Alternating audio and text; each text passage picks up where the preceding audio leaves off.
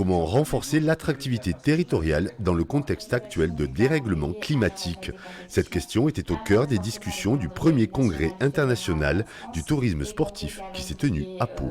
Si on arrive encore à avoir des hivers enneigés, l'adaptation sera moindre, mais il faut quand même la prendre en compte. Et donc l'adapter, ça passe peut-être par une restriction soit de la temporalité, soit du lieu dans lequel l'activité se déroule, ou de proposer de nouvelles activités. Et là, il va falloir qu'on fasse preuve d'ingéniosité. S'il n'y a pas de neige, venez faire d'autres activités. Tous les sites touristiques de montagne ont été confrontés à cette menace de ne plus avoir de neige naturelle. Donc certains ont répondu par une alternative en disant on fait de la neige de culture. Nous, on a fait le choix inverse, on abandonne la neige. Et du coup, on s'est orienté vers de nouvelles activités telles que le vélo, le VTT et pourquoi pas agrandir la saison du train.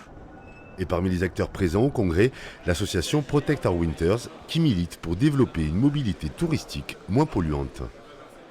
Il faut montrer aux gens que c'est possible, montrer des nouvelles façons de faire. Prendre le train, prendre le vélo, mélanger les activités.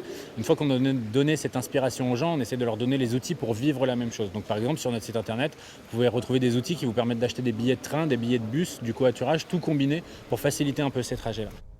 Les acteurs du tourisme sportif devraient poursuivre leur réflexion à Pau l'an prochain.